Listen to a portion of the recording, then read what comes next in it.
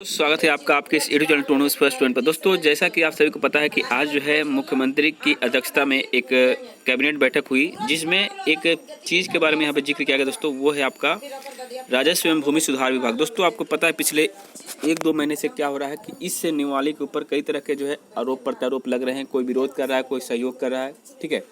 तो इसी बीच क्या हुआ दोस्तों कि इसके ऊपर आज जो है स्वीकृति मिल गया है। और क्या मिला है दोस्तों कि बिहार अमीन राजस्व कर्मचारी संवर्ग निवाली 2022 को निरस्त कर दिया गया है।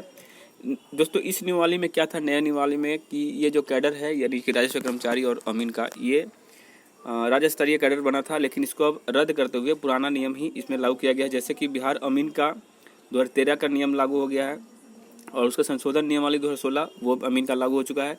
वहीं अगर बात करें दोस्तों अमीन वर्ग के संशोधन नियमावली 2017 का, वो भी पुराना वाला ही लागू हुआ।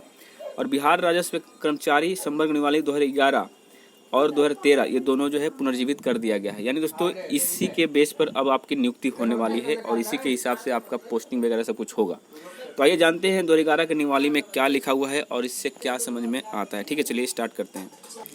तो दोस्तों ये है राजस्व एवं भूमि सुधार विभाग निवाली 2011, जिसमें देखिए यहाँ पे बताया गया है, नीचे में आइएगा कि संक्षिप्त नाम और विस्तार क्या होगा। तो दोस्तों यहाँ पे बताया गया कि यह निवाली बिहार राज्य कर्मचारी संवर्ग निवाली 2011 कही जा सकेगी और इसका विस्तार संपूर्ण बिहार राज्य में होगा। यह अधिसूचना की तिथि को प्रवृत्त होगी। ठीक है, और दोस्तों नीचे आइएगा, देखिए नियुक्ति से प्राधिकार जो है जिला संभालता जिला पदाधिकारी।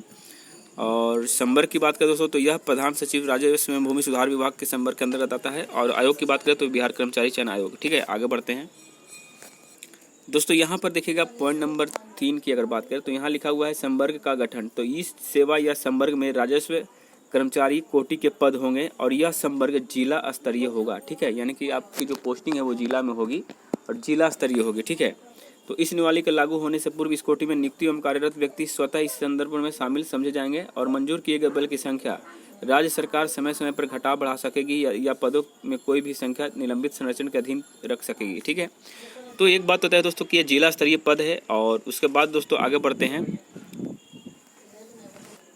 दोस्तों। अगर बात करें मंजूर बल की तो यहाँ पर देखिए टोटल पंचायतों की संख्या 8,463 है और उतना ही कर्मचारी भी चाहिए होते हैं। ठीक है, कुल 8,463, जिसमें आपका 4,300 समथिंग पोस्ट की बहाली इस बार हो चुकी है। और आगे देखिए उम्र सीमा के बारे में बताया गया है। और इसमें देखिए पहले क्या था दोस्तों कि ये मैट्रिक लेवल का था। ठीक है, राजस्व कर्मचारियों के पद सीधी भर्ती आयोग द्वारा मैट्रिक स्तरीय प्रतियोगिता परीक्षा के लिए होगा, लेकिन इसी को जो है रिवाइज करके 2013 में एक निवाली बनी जिसमें मैट्रिक की जगह पर इंटर कर दिया गया। ठीक है, इस बात को आप समझ लीजिएगा। अब दोस्तों आगे बढ़ते हैं। आगे यहाँ पे परिवीक्षा अवधि जो है सेम टू सेम वही 2 वर्षों का होगा। ठीक है, और परिवीक्षा अवधि में कर्मचारी जो है राजस्व कर्मचारी वो सेवा संतोषजनक नहीं पाए जाने पर उनको 1 साल का मौका दिया जाता है। उसके बाद अगर फिर भी असंतोषजनक रही तो उनको बाहर कर दिया जाएगा। और प्रशिक्षण की बात करें दोस्तों तो प्रशिक्षण के बारे में बताया गया है कि राजस्व कर्मचारियों को प्रशिक्षण देने के संबंध में विभाग समय समय पर निर्णय लेने हेतु स्वतंत्र है और विभाग द्वारा लिए गए निर्णय के अनुरूप राजस्व कर्मचारियों को प्रशिक्षण लेना अनिवार्य होगा।